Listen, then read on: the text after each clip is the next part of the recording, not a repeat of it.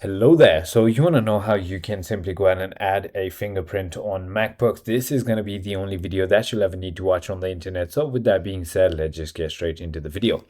First things first, simply go ahead and click on this Apple icon on the top left of your screen. Click on System Settings, and once you've done that, you're going to be on this page where on the left you want to simply scroll all the way down until you find Touch ID and Password.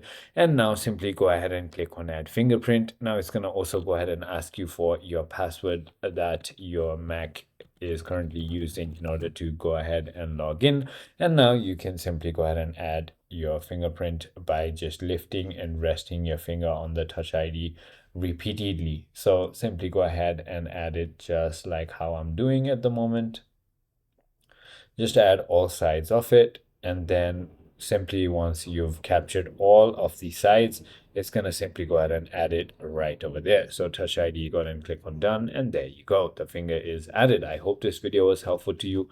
If it was, hit that like button, and I'll see you on the next one.